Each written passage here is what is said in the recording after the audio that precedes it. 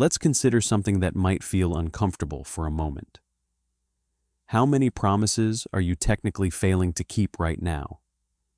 The gym sessions you vowed you'd attend religiously 3 times a week. No excuses this time. The friend you said you'd catch up with. I'll message you this weekend. That relationship where you promised, I'll never hurt you, or I'll always be the person I am right now. If you're being honest, your life is likely full of commitments that never reach their intended fulfillment. Now, before you start beating yourself up over it, here's the twist. If you had actually kept every single promise you've ever made, your life would probably be in shambles. Seriously, think about it. Many of those promises were made when you didn't know better, when fear clouded your judgment, when you wanted to impress someone or avoid losing them, or even when you lacked all the necessary information. Imagine being bound to every single one for the rest of your life. You'd be tethered to a past version of yourself, serving outdated goals and people who may no longer care, while likely neglecting your current self. But society loves a simple narrative. Good people always keep their promises. Bad people break them. The notion is comforting but incomplete. Power and integrity in real life, both in Machiavelli's world and ours, do not belong to those rigidly committed to keeping every word they've ever spoken. Instead, true strength belongs to those who master the art of discerning which promises are sacrosanct, which can and should be renegotiated, and which ones were mistakes to make in the first place. If someone told you, "Never keep your word," it might sound extreme at first, but the real wisdom hidden behind that statement is this: never keep your word thoughtlessly or blindly. If keeping a promise means walking off a cliff simply because you said you would, that's not honor. It's self-destruction with a shiny label. Machiavelli would probably put it less gently. Honor doesn't mean clinging to your original words out of misguided purity if the circumstances have fundamentally shifted. If life changes, if new facts arise, or if the other person fails to hold up their end of the agreement, staying loyal to a broken narrative isn't noble, it's naive. Remarkably smart and trustworthy people know how to adapt. They understand when breaking a promise is necessary, and they know how to do so responsibly without destroying trust. This isn't an invitation to become flaky or indifferent. It's also not a license for dishonesty. Rather, it's about building a deeper awareness of your obligations and learning how promises act as power contracts. These agreements can both bind and protect you, and walking away from the wrong ones doesn't have to mean chaos. It can be freeing. Here's something we're not taught often enough. Every promise is an exchange. When you say, "I promise," it's not just an emotional gesture. It's a transaction. You're giving someone leverage over you, your time, energy, freedom, or future choices, in return for trust, security, or stability in that relationship. The problem is that most of us make these trades without a second thought. We promise things impulsively, out of politeness, guilt, fear of conflict, or just the need to appease someone at the moment. By doing so, we exchange our future capacity for decisions for the fleeting comfort of avoiding awkwardness or rejection today. Machiavelli would urge you to stop doing this. A promise made thoughtlessly is equivalent to willingly securing a chain around your own ankle. The foundation of any strategy for honoring promises wisely starts with not promising lightly. Before making a commitment, ask yourself 3 key questions. 1. What exactly am I committing, even sacrificing, if I make this promise? Is it my time, money, emotional energy, freedom? 2. What am I receiving in exchange? Is it genuine trust, a meaningful connection, or merely superficial approval or short-term ease? 3. If circumstances shift or new information comes to light in the future, do I have an exit strategy? Or will I be locking myself into something unchangeable? If these questions leave you feeling uncertain or uneasy about agreeing to something, it's likely a promise you'll regret later, one that might cause resentment toward yourself for getting into such a position. That covers how to approach promises moving forward, make fewer commitments, and approach them with intention and clarity. But what can you do about the promises already looming over your life, the ones you're dreading or struggling to fulfill, because breaking them feels like crossing an unspoken moral line? Here's where Machiavelli delivers sharp clarity. In The Prince, he essentially argues that a wise ruler should honor their word when it serves them, as long as the conditions that justified the promise still hold true. However, when those conditions change and keeping the promise becomes harmful, they are no longer bound by it. At first glance, this may sound cold, but reflect on your own life. How many promises have you made that were perfectly reasonable at the time but no longer make sense under current circumstances? You might have vowed to stay in a job as long as they needed you, until they started treating you like a disposable resource. You may have promised to always prioritize someone else, only to find they continuously put you last. Or you swore to always be there for everyone, only to realize it left you with no one there for you. Situations evolve, yet you might still feel trapped by the weight of those outdated promises. Here's a practical Machiavellian principle. You're not required to uphold a promise when the foundations on which it rested have crumbled. If someone changes the terms of the deal, if they violated the essence of the agreement, or if the cost to keep your word has ballooned beyond what was reasonable when you agreed, you are justified in stepping back, not recklessly or cruelly, but thoughtfully and strategically. Consider promises like contracts. No serious person signs a contract without including clauses to address potential changes. These often include exit clauses, terms for renegotiation, or provisions for unforeseeable circumstances. Yet in daily life, most people aren't taught to think this way. Instead, we're encouraged to make sweeping commitments, using phrases like, "I'll always," and "I'll never." These absolutes are some of the most precarious words you can attach to promises, because life is fluid. Circumstances change. You change. People reveal their true character over time. New opportunities arise while old ones wither. Honoring your word doesn't mean denying these changes exist. True honor lies in responding to them in ways that uphold what genuinely matters: your core values, your mental well-being, and your capacity to be dependable where it truly counts. For that reason, it's helpful to divide the promises in your life into 3 distinct categories. Promises worth protecting at nearly any cost. Promises that need renegotiation as circumstances shift. And promises you need to break and learn from. Let's begin with the first category: the promises you protect almost unconditionally. These should be rare and tied closely to your deepest values, the ones that define who you are on a fundamental level. These could include a vow you made to your child, a commitment never to harm your partner, a pledge not to steal or betray those who supported you when no one else did. These aren't promises of convenience.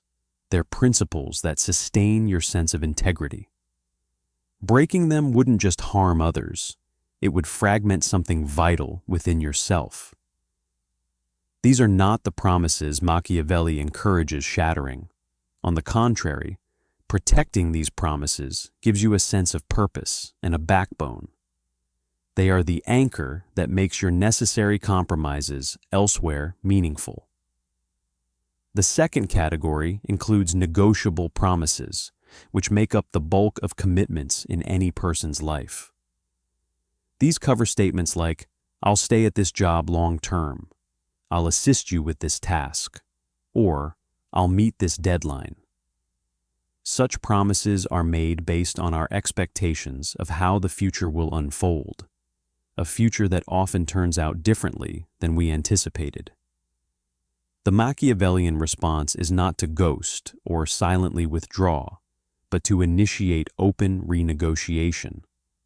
Renegotiation isn't synonymous with betrayal. Betrayal is pretending the promise still stands while acting contrary to it in secret.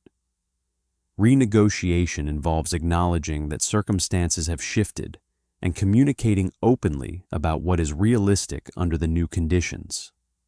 For example, "The situation has changed. If we don't address this together, we'll both face unnecessary harm. Here's what I can commit to now." Yes, this approach may not be received well by everyone. People may call you selfish, flaky, or disloyal. But this is where you decide whose definition of integrity ultimately governs your life: their subjective expectations or your considered judgment. Finally, there are the rotten promises, the commitments that should never have been made in the first place because they came from manipulation, fear, or wishful thinking. These include declarations like, "I promise I'll never leave you," spoken to someone who is clearly toxic and harmful, or "I promise I'll always put you first," uttered under pressure from someone who weaponizes guilt and emotional control.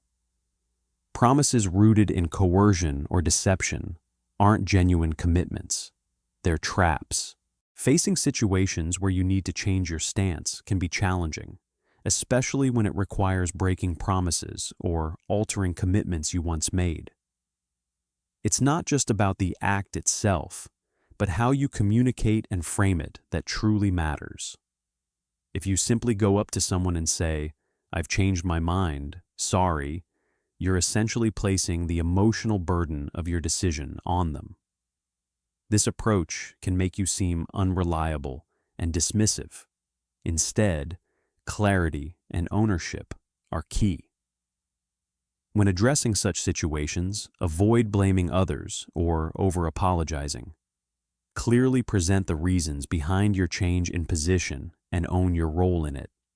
For example, you could say, "I know I agreed to this because I thought I could handle it, but things have shifted since then.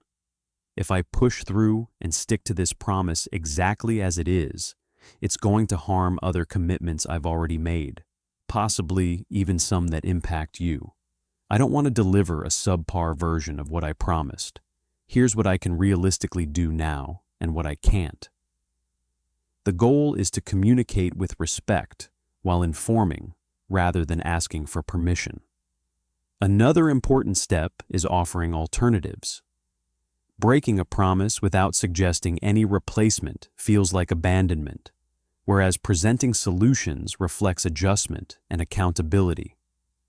For instance, instead of withdrawing completely from meetings, you might offer to commit only to key sessions.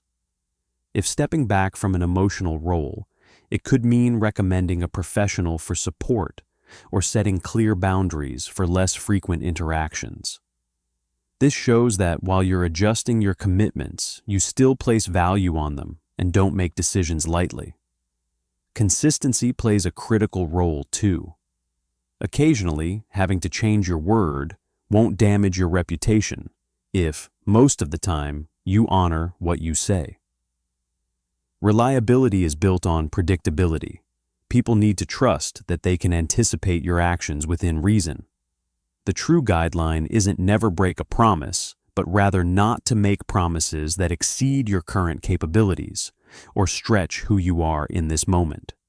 Instead of making permanent declarations like, "I'll always" or "I'll never," try more flexible approaches such as, "I intend to," or "Right now, based on who I am, this is what I can do."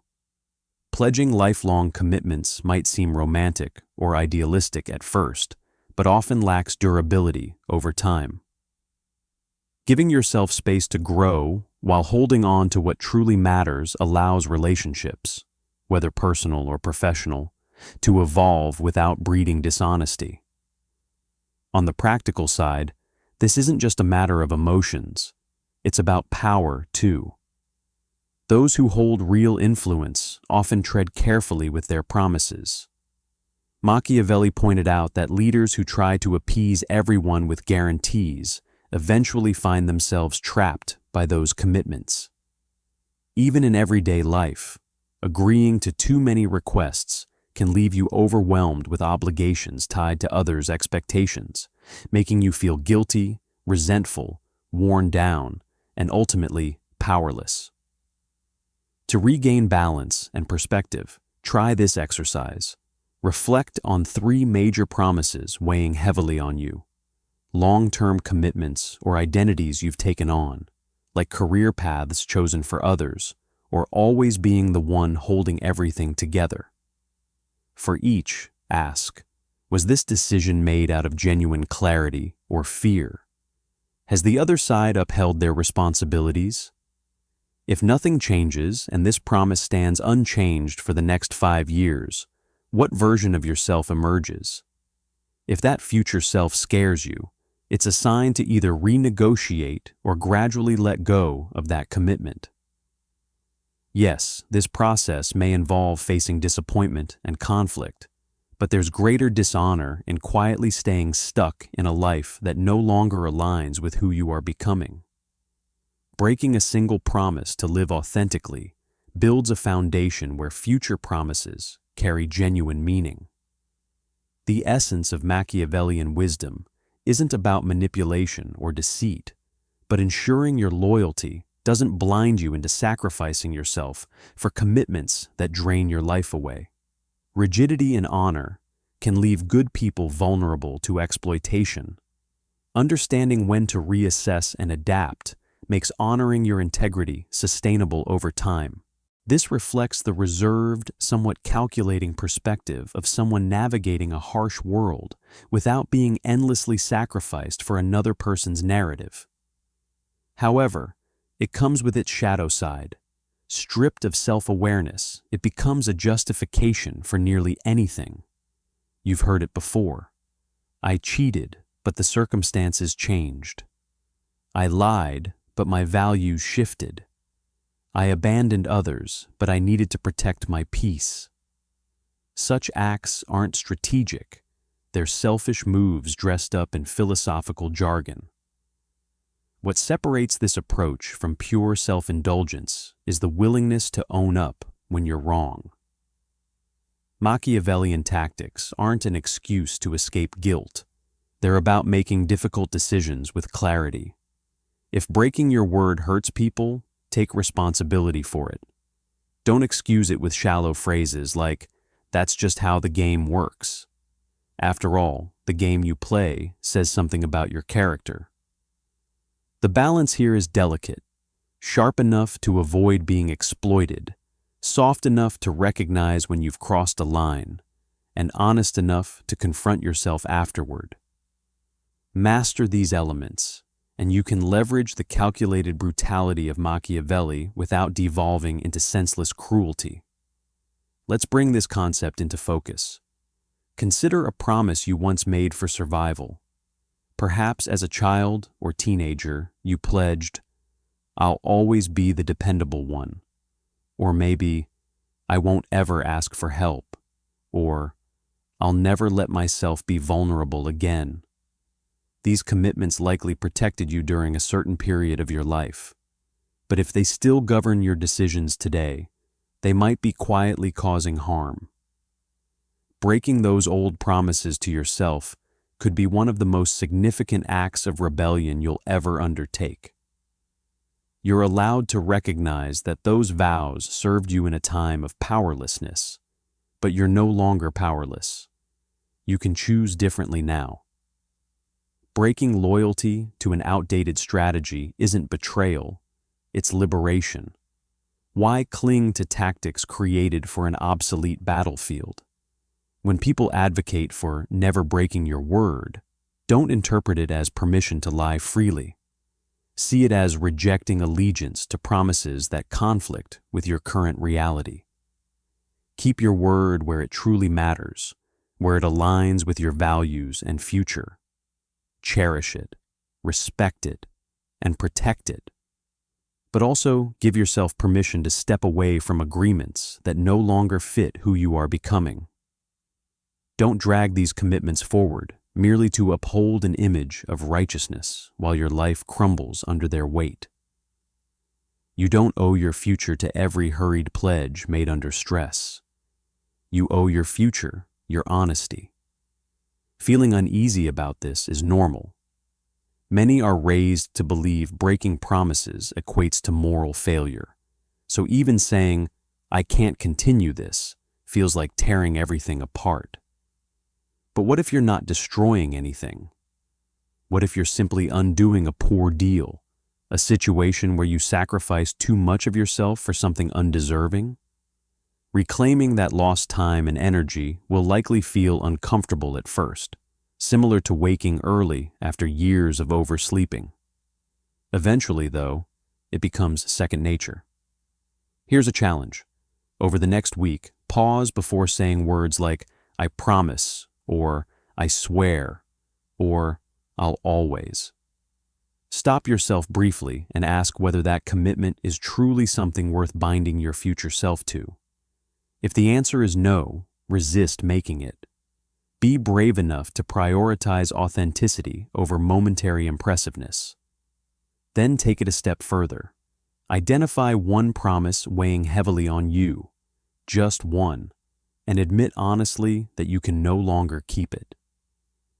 Maybe it's the realization that you won't stay in the same job forever, despite once saying otherwise, or that you can no longer serve as someone's endless emotional support system because you promised long ago to do so.